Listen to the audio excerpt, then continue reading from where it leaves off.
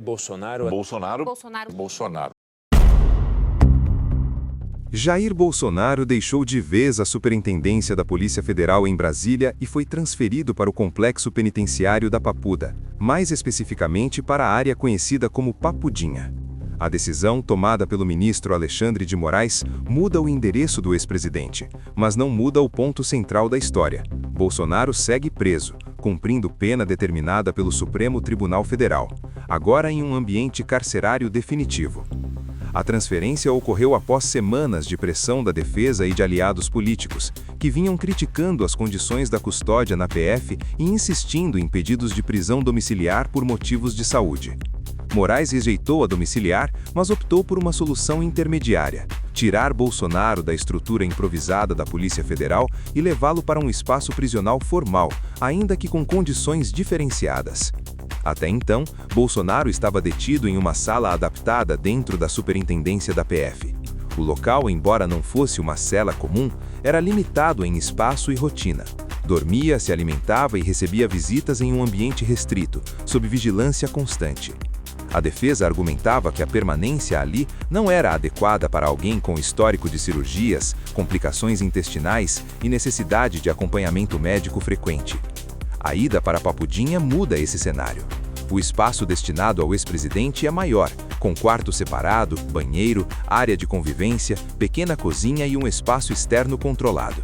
Há previsão de acompanhamento médico contínuo, acesso à fisioterapia e possibilidade de atendimento hospitalar imediato caso necessário. Na prática, Bolsonaro passa a cumprir a pena em condições mais estruturadas, mas dentro de um presídio. A decisão de Moraes deixa claro que não se trata de um benefício político, mas de uma reorganização da custódia. O ministro foi explícito ao negar qualquer possibilidade de retorno à liberdade ou ao regime domiciliar neste momento. Também proibiu o uso de equipamentos com acesso à internet, como smart TVs ou celulares, apontando riscos à segurança institucional e à integridade do cumprimento da pena. Bolsonaro foi condenado pelo Supremo Tribunal Federal a uma pena longa, resultado do processo que investigou sua atuação nos episódios que culminaram na tentativa de ruptura institucional após as eleições de 2022. Desde então, sua situação jurídica deixou de ser apenas um embate político e passou a ocupar o centro do debate judicial e institucional do país. A transferência para Papudinha carrega um peso simbólico enorme. Não é apenas uma mudança de endereço. É a imagem de um ex-presidente da República entrando oficialmente no sistema penitenciário do Distrito Federal, algo raro na história brasileira. O local já abrigou outros nomes conhecidos da política e do poder, especialmente em momentos de grandes operações judiciais, e tornou-se sinônimo de queda de figuras antes influentes. A reação política foi imediata. Aliados de Bolsonaro classificaram a decisão como desumana e insistiram que o ex-presidente deveria estar em casa, sob cuidados médicos, alegando que o Estado estaria ignorando laudos e recomendações de médicos particulares. Parlamentares próximos ao bolsonarismo usaram as redes sociais para reforçar a narrativa de perseguição e para mobilizar a base mais fiel. Do outro lado, adversários políticos viram na transferência um símbolo do avanço do processo de responsabilização. Para esse grupo, a ida à Papudinha reforça a ideia de que ninguém está acima da lei, nem mesmo quem já ocupou o cargo máximo da República. Em tom crítico ou irônico, muitos lembraram discursos passados de Bolsonaro sobre prisão, corrupção e punição a adversários. Nas redes sociais, o assunto rapidamente dominou debates, memes e análises. Parte do público destacou o contraste entre o discurso duro que Bolsonaro sempre adotou em relação ao sistema prisional e a estrutura diferenciada que agora passa a ocupar. Outros ressaltaram que, apesar das condições melhores, trata-se de uma prisão, com liberdade severamente restrita e vigilância permanente. Do ponto de vista jurídico, a decisão de Moraes também busca blindar o processo de críticas futuras.